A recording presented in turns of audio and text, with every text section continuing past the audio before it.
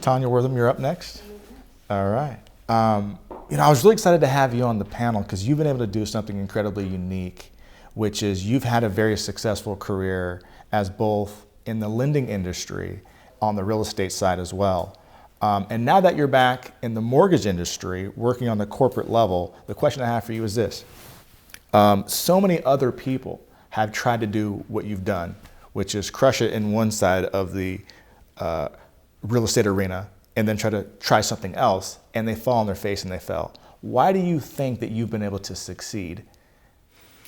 Well, I started in real estate, and it was just luck, really.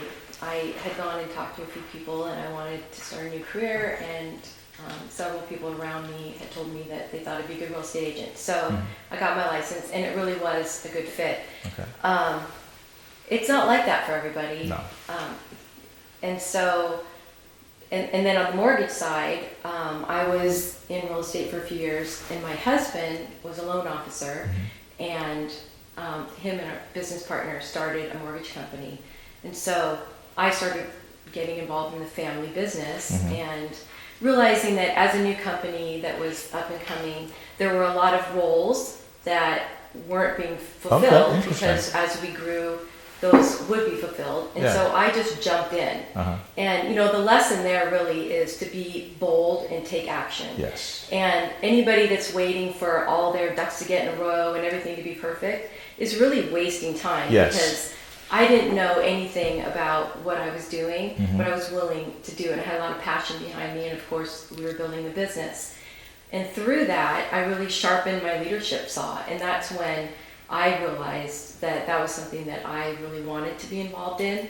And so I worked in the mortgage company doing lots of different things for many years, and we sold the company, and I took a little time off, and then I was approached on the real estate side to get back into it in leadership. So I became a team leader at a couple different Keller Williams branches.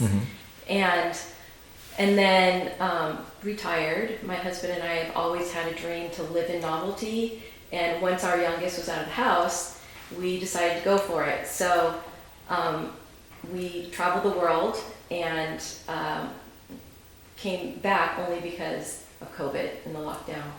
We have all of our families up here, so we figured we'd come back to Washington and write it out.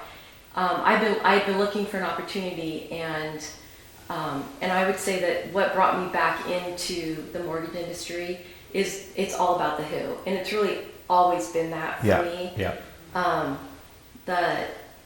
Ironically, if I look back in history at my career, I started in real estate, and I met our business partner, who was my loan officer. Wow.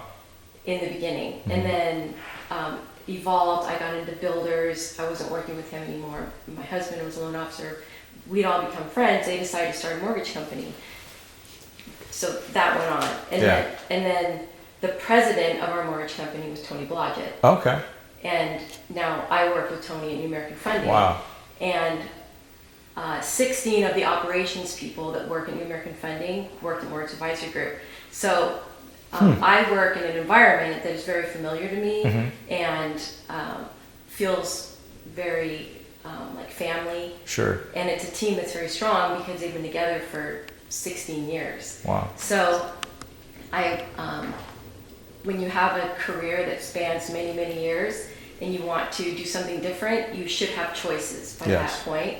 And I don't know that I would ever choose to get into an environment that I wasn't feeling that connection with the people again, because I've been there when it wasn't there, and I've been there when it was, and it's definitely a better environment. Wow. So that's awesome. Yeah, I would say that it just boils down to that. Now, as far as being able to find success in selling real estate versus being in leadership, I'm very goal oriented.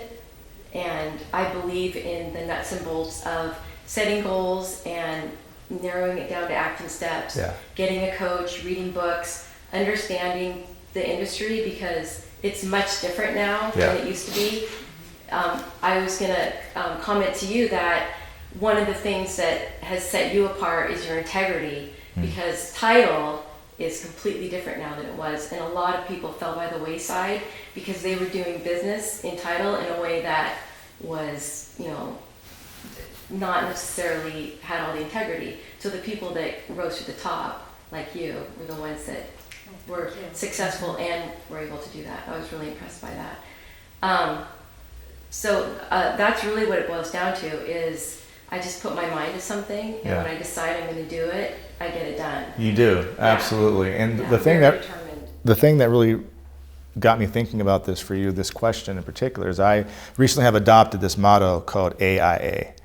It stands for aggressively initiate action. And ever since I met you, like me and Tonja had this connection to where I could, look, Tonja, I'm thinking about doing this event, or I'm thinking about doing this. And immediately she goes into, okay, like, what's the plan? How much money do you need? Who can we pull in together? And it's like within 5 minutes, I have a business plan and I know what's going to happen tomorrow, and something big happens. And so I would say, for me, knowing you for the few years that I've known you, is that you put massive action behind a really clear-cut, kind of simple plan, but it's that confidence and that enthusiasm that feeds that seed that was kind of always there, but you give it the sunlight and the water that it needs to allow it to sprout.